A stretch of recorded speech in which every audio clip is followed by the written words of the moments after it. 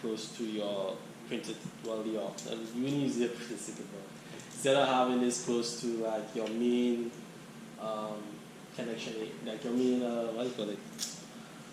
Your main control section, you can have a specific area to like have all your routings, all your wire routings, and then you come out and you go to your final terminals, right? Well, sometimes for a smaller system, we may direct link. I mean, like components, we connect directly. But it's better to have a bus. Sometimes we call this bus. Okay, so once you have a bus, you will be able to easier to check the error. Something go wrong, you can check this directly.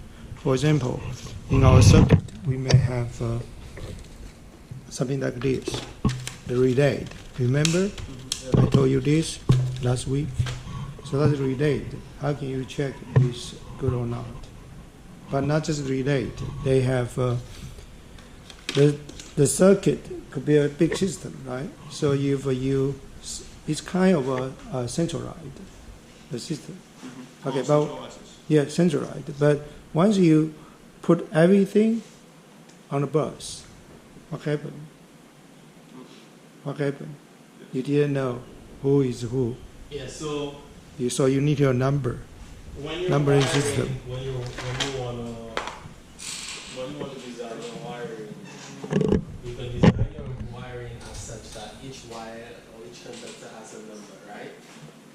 So you have your numbers, you have all your wires going in here, and every conductor will have one number. For example, you see your power is conductor 1. So, right? In this case, we have 20, right? Now, some conductors will have, how should I say,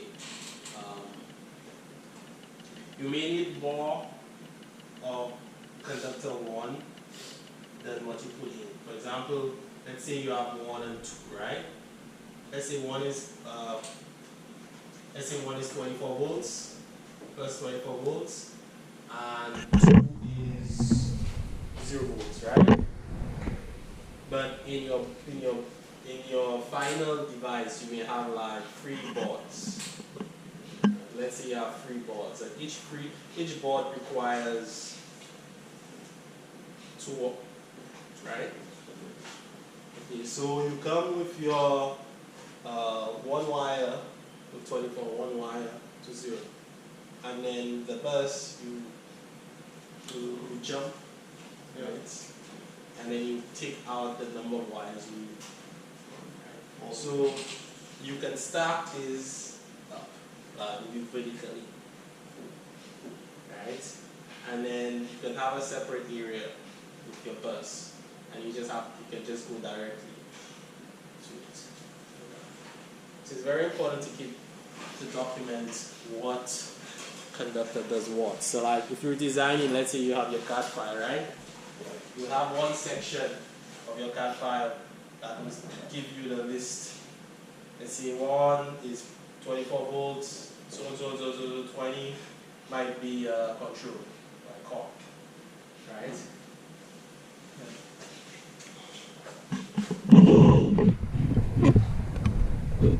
So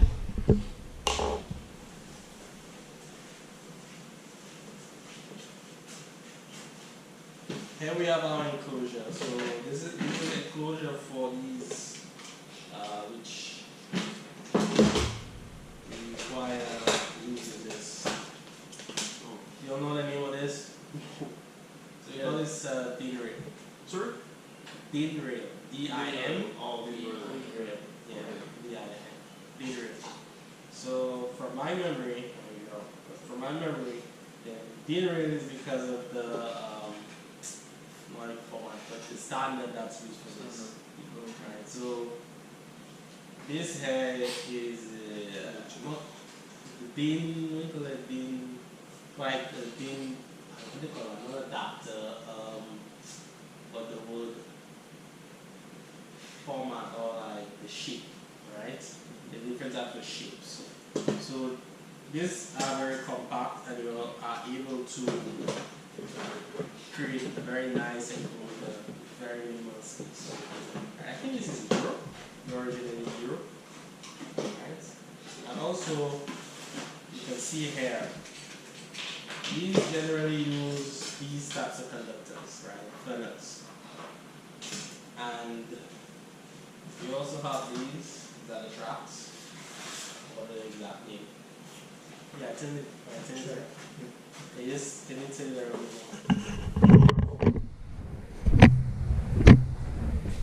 Alright, so when you wire, it's best to use these in order to create a logical procession of your cables. Like, for example, you have, when your cables come into your enclosure, right, imagine this is much larger, right?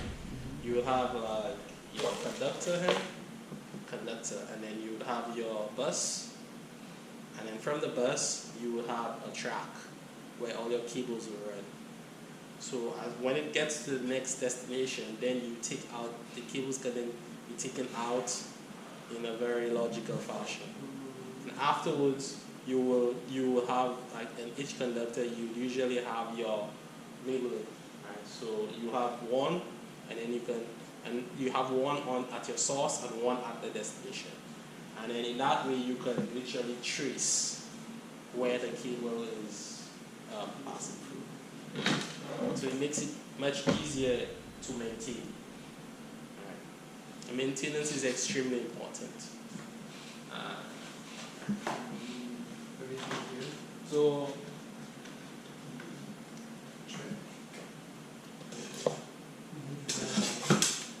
how we integrate it on the insert and the release. So in order to get a feel of it, just try sitting. So there are two ways to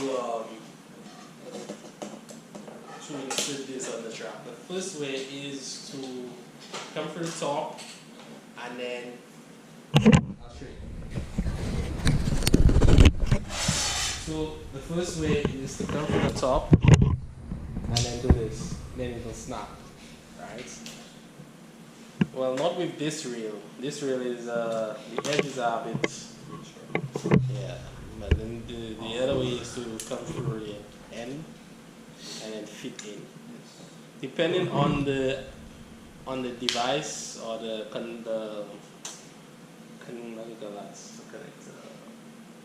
terminal, you need to do one of the two.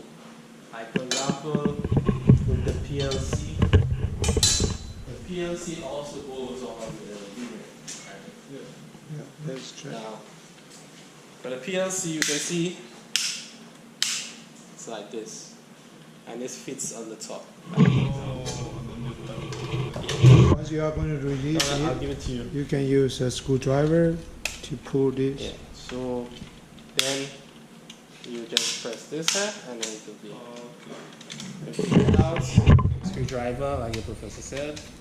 Yeah, because usually this is in the panel box. Right. I mean, this will be in the box.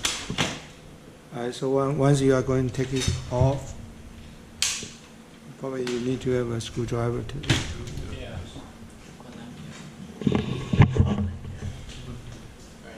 These.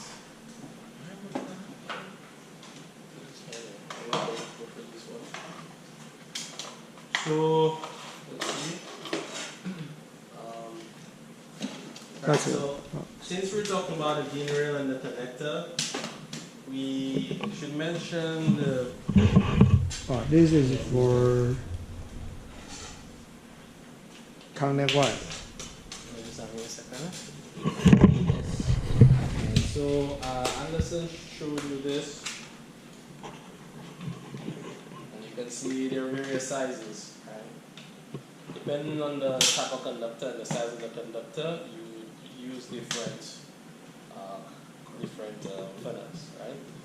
Now you can see this one might be a bit large. It fits in very nicely. Okay. Do you know why we use this instead of just using the regular wire straight in? Because the wires can go out of the connector and that might be dangerous for the operator. Yes, that's one reason. Right. It also protects against oxidation. Because if you use this hair, the dust and the what do you call it, the moisture will not directly go on the wire. It will go on the exterior. Okay. Generally, it's for And also mechanical, largely for mechanical use. It is. It is. Everyone notice? Yeah, these are, I think these are pretty common.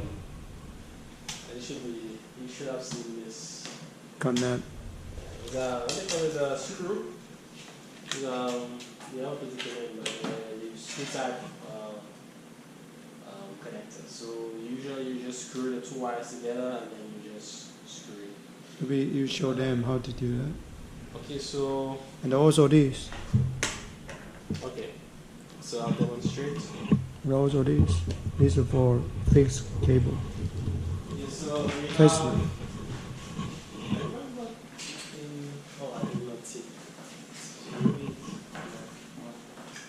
Okay, so we have our this clipper.